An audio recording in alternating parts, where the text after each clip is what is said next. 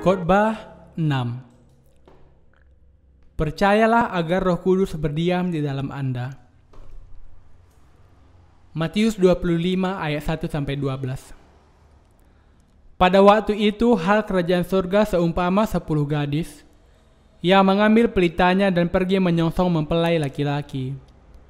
5 diantaranya bodoh dan 5 bijaksana.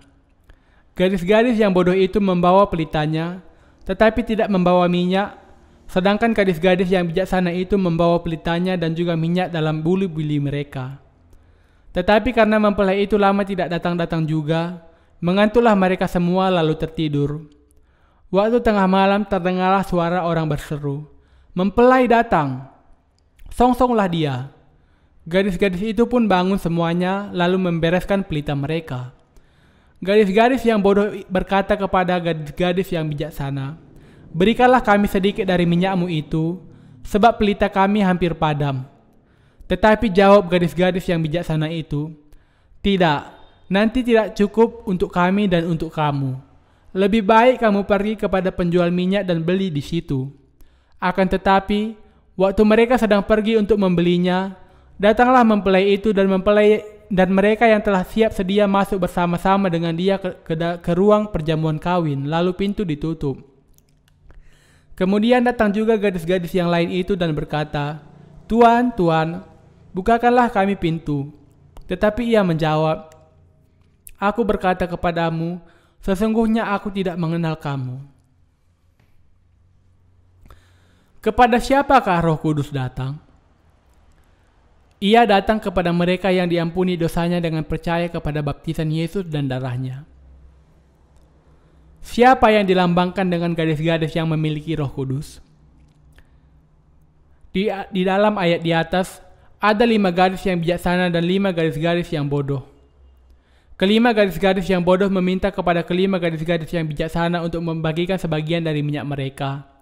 Tetapi gadis-gadis yang bijaksana berkata, "Tidak, nanti tidak cukup untuk kami dan untuk kamu. Lebih baik kamu pergi kepada penjual minyak dan beli di situ." Dan kemudian, ketika kelima gadis-gadis yang bodoh membeli minyak, kelima gadis-gadis yang bijaksana masuk ke pesta perkawinan itu. Lalu bagaimana kita bisa menyiapkan minyak bagi Tuhan? Satu-satunya hal yang perlu kita lakukan adalah menantikan Dia dengan pengampunan dosa di dalam hati kita. Kita bisa menemukan 2 jenis iman di antara manusia. Yang pertama, iman di dalam Injil pengampunan dosa. Iman yang ini memimpin seseorang untuk menerima Roh Kudus. Iman yang kedua adalah iman yang setia mengikuti kepercayaan agama sendiri tanpa memperhatikan apakah Tuhan mengampuni dosa seseorang atau tidak. Kepada mereka yang setia kepada kepercayaan agamanya sendiri, Injil yang indah itu nampak berat bagi mereka, seperti gadis-gadis yang bodoh yang harus pergi untuk membeli minyak pada saat mempelai laki-laki datang. Maka mereka yang keluar masuk dari satu gereja ke gereja yang lain hanyalah menipu diri mereka sendiri. Orang-orang seperti itu tidak mengetahui kenyataan bahwa mereka harus memiliki iman kepada Injil yang indah itu di dalam hati mereka sebelum hari penghakiman tiba. Mereka ingin menerima Roh Kudus dengan cara membuat Allah terkesan kepada semangat mereka. Kita akan melihat pengakuan seorang diakan yang sudah berusaha keras untuk menerima Roh Kudus. Pengakuan ini akan sangat menolong Anda. Saya melakukan segala sesuatu untuk menerima Roh Kudus. Saya berpikir bahwa kalau sungguh-sungguh beriman dan menyerahkan diri, saya bisa menerima Roh Kudus dan karena itu, saya mengikuti persekutuan doa yang diadakan. Beberapa orang di dalam persekutuan doa memainkan piano dan drum sebagai bagian dari ibadah.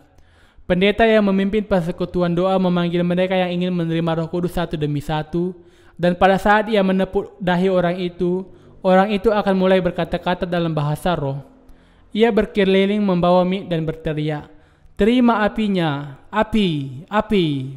Dan kemudian meletakkan tangannya di atas kepala seseorang yang membuat beberapa orang terjatuh dan tidak sadarkan diri. Saya memang ragu-ragu apakah hal seperti itu merupakan karya Roh Kudus, tetapi saya sudah seperti kecanduan kepada ibadah-ibadah seperti itu. Tetapi tetap saja saya belum menerima Roh Kudus. Setelah pengalaman itu, saya pergi ke sebuah bukit dan berusaha berdoa dan menangis sepanjang malam sambil berpegang kepada sebuah pohon pinus. Saya pernah juga berdoa di sebuah goa, tetapi itu pun tidak berhasil. Setelah itu, saya melakukan doa semalam suntuk selama 40 hari. Tetapi saya tetap tidak bisa menerima Roh Kudus. Lalu suatu hari saya diundang untuk menghadiri sebuah seminar tentang Roh Kudus. Seminar itu diadakan sekali seminggu selama 7 minggu. Seminar itu adalah mengenai kasih Allah, salib Yesus, kebangkitan Yesus, penumpangan tangan, buah-buah roh dan pertumbuhan rohani. Setelah seminar itu selesai, pembicara seminar itu meletakkan tangannya di atas kepala saya dan berdoa kepada Roh Kudus, dan saya melakukan apa yang diperintahkannya kepada saya. Saya bersikap santai dan mengangkat tangan saya ke atas dan berseru, la la la la la, berulang kali. Tiba-tiba pada saat saya berseru la la la la, saya mulai berbicara dengan sangat lancar dalam bahasa asing. Banyak orang memberikan selamat kepada saya karena saya menerima Roh Kudus. Tetapi kalau saya sendirian di rumah, saya merasa takut. Karena itu, saya mulai bekerja sebagai sukarelawan untuk seminar itu. Saya merasa bahwa saya harus melakukan pekerjaan sukarela saya ini sebanyak mungkin sehingga saya mengadakan perjalanan ke seluruh penjuru negara saya untuk melakukan pelayanan saya. Dan saat saya menumpangkan tangan ke atas beberapa orang sakit mereka sembuh, meskipun beberapa waktu kemudian sakit itu muncul lagi. Lalu saya mulai mendapatkan penglihatan dan saya bisa bernubuat. Yang sangat mengherankan, semua nubuat saya menjadi kenyataan. Sejak itu, saya diundang ke berbagai tempat dan diperlakukan sebagaimana seorang selebriti. Tetapi saya masih merasa takut. Lalu suatu hari saya mendengar sebuah suara, "Jangan pergi dari satu tempat ke tempat lain seperti ini. Pergilah dan tolonglah keluargamu sendiri agar mereka juga menerima keselamatan." Namun saya tidak tahu apakah keselamatan itu. Saya hanya tahu yang dikatakan orang lain, bahwa kalau saya tidak memakai karunia Roh Kudus ini, Ia akan mengambilnya kembali. Tetapi di sisi lain, saya takut menggunakan kemampuan saya, tetapi saya juga tidak bisa menghentikannya. Pada suatu hari, saya mendengar bahwa seorang dukun wanita mau pergi kepada Yesus, dan karena itu saya mengunjunginya bersama beberapa teman saya. Saya tidak pernah memberitahukan kepadanya bahwa kami akan datang, tetapi dukun wanita itu telah menunggu di depan pagar rumahnya dan berkata, "Saya tahu Anda semua akan datang." Tiba-tiba dia menuangkan air kepada kami dan berkata, "Tidak ada bedanya antara perdukunan timur dengan perdukunan barat." Ia memanggil kami sebagai dukun Yesus. Lalu ia berkata sambil menunjuk, "Orang ini dipenuhi ketakutan, tetapi yang itu tidak." Apa yang dikatakan dukun itu merupakan suatu pukulan keras kepada saya. Saya mulai berpikir bahwa semua yang saya lakukan selama ini tidak ada bedanya dengan apa yang dilakukan dukun itu. Tidak ada sesuatu pun yang sudah saya lakukan yang membuat Roh Kudus datang, karena saya masih memiliki dosa di dalam hati saya.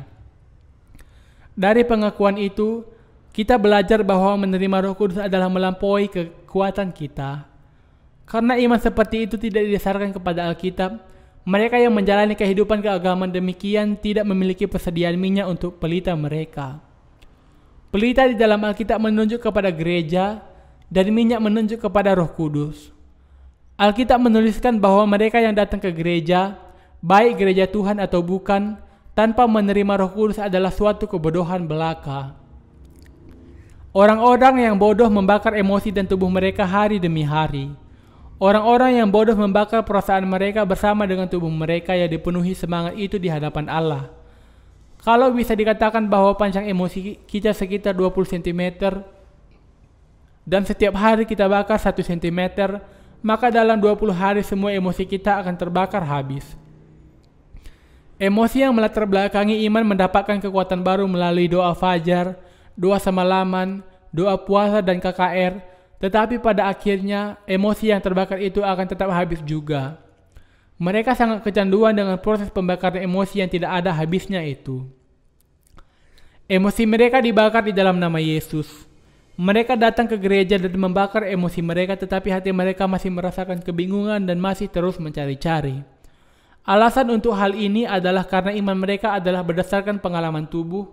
Karena itu, mereka terus-menerus butuh mendapatkan suntikan untuk perasaan mereka sehingga api itu tidak akan padam. Namun, mereka tidak akan pernah menerima Roh Kudus melalui iman semacam itu. Membakar emosi tidak akan menolong mereka menerima Roh Kudus. Semua kita harus menyiapkan iman yang tepat untuk menerima Roh Kudus di hadirat Allah. Hanya setelah itu terjadi sajalah kita akan layak menerima Roh Kudus. Bagaimana kita memperoleh iman yang melayakkan kita menerima Roh Kudus? Kebenaran itu terdapat dalam Injil yang indah itu yang digenapkan dengan baptisan Yesus di Sungai Yordan dan pencurahan darahnya di kayu salib. Allah menyebut kita sebagai keturunan ular beludak. Yesaya 1 ayat 4. Kita harus mengakui kebenaran perkataan Allah itu. Manusia memang dilahirkan dengan 12 macam dosa. Markus 7 ayat 21-23. Manusia akan senantiasa berdosa sejak mereka dilahirkan sampai mereka mati. Dalam Yohanes 1 ayat 6-7 dikatakan, "Datanglah seorang yang diutus Allah, namanya Yohanes. Ia datang sebagai saksi untuk memberi kesaksian tentang terang itu, supaya oleh dia semua orang menjadi percaya." Yohanes Pembaptis membaptis Yesus dan menanggungkan segala dosa dunia kepadanya dengan berkata, "Lihatlah anak domba Allah yang menghapus dosa dunia." Yohanes 1 ayat 29. Kita diselamatkan dari segala dosa kita karena baptisan Yesus kepada Yesus Kristus. Kalau Yohanes tidak membaptiskan Yesus dan memproklamirkan dia sebagai anak domba Allah yang menghapus dosa dunia, kita tidak akan pernah tahu bahwa Yesus menghapus segala dosa kita di kayu salib. Kita juga tidak akan tahu bagaimana caranya menerima Roh Kudus. Tetapi karena kesaksian Yohanes, kita bisa tahu bahwa Yesus menghapus segala dosa kita dan kita bisa menerima Roh Kudus. Dengan iman ini, kita menjadi mempelai wanita yang sudah dipersiapkan secara sempurna untuk menerima Yesus Kristus yang adalah mempelai laki-laki. Kita adalah gadis-gadis yang percaya kepada Yesus sepenuhnya dan siap sepenuhnya untuk menerima Roh Kudus. Apakah Anda percaya kepada Injil air dan Roh yang sepenuhnya dengan hati Anda? Apakah Anda percaya bahwa Yesus Kristus menghapus dosa Anda melalui baptisannya oleh Yohanes? Alkitab berkata, iman timbul dari pendengaran dan pendengaran oleh firman Kristus. Roma 10 ayat 17. Kita harus percaya bahwa Yesus dibaptis oleh Yohanes dan mati di kayu salib agar kita bisa menerima Roh Kudus. Kita harus menyadari bahwa menerima Roh Kudus hanya bisa terjadi dengan percaya bahwa Yesus datang ke dunia ini sebagai manusia dan dibaptiskan oleh Yohanes, bahwa ia mati di kayu salib dan dibangkitkan. Bahkan sampai sekarang, ada dua kelompok orang percaya, sama seperti dahulu ada dua golongan gadis. Termasuk dalam golongan manakah Anda? Anda harus menerima Roh Kudus dengan percaya kepada Injil air dan Roh. Apakah Anda rajin ke gereja, tetapi masih menunggu kedatangan Roh Kudus datang kepada Anda pribadi? Anda harus tahu jalan yang benar untuk bisa menerima Roh Kudus.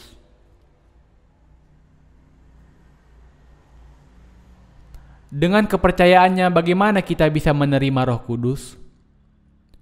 Bisakah Anda menerima Roh Kudus melalui semangat yang sangat antusias seperti perdukunan? Bisakah Anda menerima Roh Kudus dalam keadaan tidak sadar? Bisakah Anda menerima Roh Kudus dengan fanatisme keagamaan? Apakah Anda masih berdoa meminta pengampunan dosa kepada Allah dengan tidak henti-hentinya? Alkitab berkata bahwa pada saat Yesus dibaptis dan keluar dari air, Roh Allah turun dalam rupa burung merpati. Ia dibaptiskan untuk menanggung segala dosa kita dan untuk menjelaskan kepada kita bahwa ia akan disalibkan untuk membayar hutang dosa segala pelanggaran kita. Yesus dibaptiskan oleh Yohanes untuk menanggung dosa dunia dan naik ke kayu salib agar kita bisa diselamatkan dan menerima Roh Kudus. Inilah kebenaran itu. Yesus dibaptis oleh Yohanes, dihakimi atas segala dosa kita di kayu salib dan kemudian dibangkitkan. Kita harus percaya kepada